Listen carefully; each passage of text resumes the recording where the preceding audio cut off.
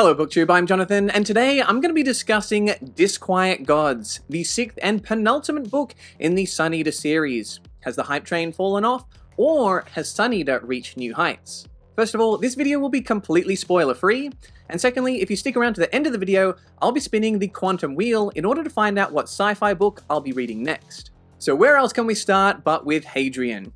We see the world of Sun Eater through Hadrian's eyes and through his pen as he recounts the story of a young man born into a noble family that would grow into a legendary figure that destroyed a son. Something I've always enjoyed about the Sun Eater series is the growth of Hadrian. We've seen him transform from a young, rash and impulsive person to an admired leader to a broken man. You really feel the toll of the many years this journey has taken, as well as the extraordinary experiences he has lived through. And that's something Ruocchio achieves with Disquiet Gods. Kingdoms of Death and Ashes of Man set Hadrian along a particular path that could have played out in a singular way. But rather, these events permeate through Hadrian and reveal themselves in a more nuanced and human manner. Something else that Sun Eater is known for is its sense of wonder that blurs the line between science fiction and fantasy. Disquiet Gods is the culmination of a rich history of mysteries and lore.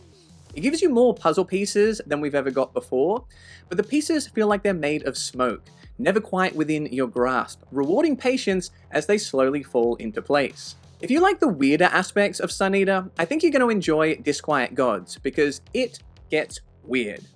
There were several moments where it would subtly slide into a surreal nature, and I'd stop and think, did I read what I just think I read? And as I turned the pages, it would turn out that it was not me that was insane, it was indeed the book.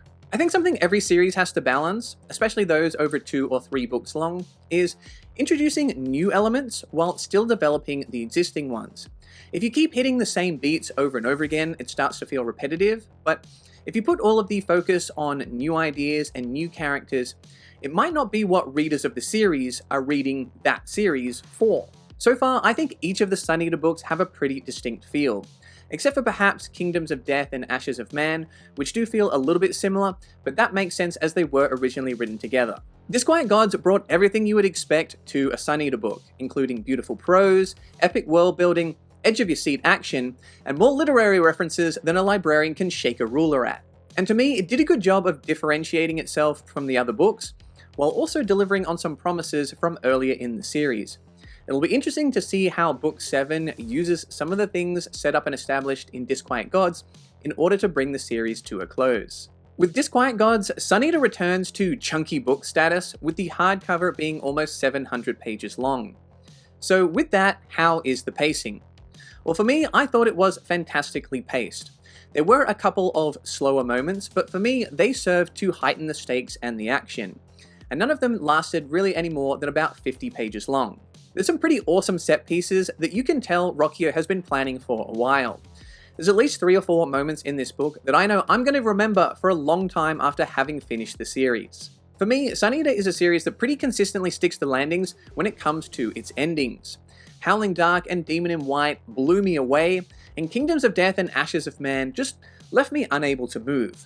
So, does Disquiet Gods accomplish the same thing? I really liked the ending to Disquiet Gods, and it definitely did a great job of making me want to pick up the next book. Although I will say that perhaps the most jaw-dropping moments in the book were in the lead-up to the ending rather than the very ending itself. So, is it my new favourite Sun Eater book? Well, for me, it is neck and neck between Disquiet Gods and Demon in White. For me, I'd give a slight edge to Disquiet God for its plot and concepts, and I'd lean slightly more towards Demon in White for its ending and character moments. I gave Demon in White a 9.5 out of 10, and I'm going to give Disquiet Gods a 9.5 out of 10 as well. I feel like I'm being super nitpicky not giving it a 10, but there is one book to go, so I'll leave that space for Ruocchio to fill with the perfect ending. I have had the chance to talk to Ruocchio a couple of times, and he's a great guy, great writer, so Ruocchio, we believe in you. Just finish the series with a 10 out of 10 book. No pressure, bud. So for now, if you have to make me choose, I think I'll stick with Demon in White, but my opinion on Disquiet Gods could ever be so slightly moved depending on what pays off from it in the 7th and final book.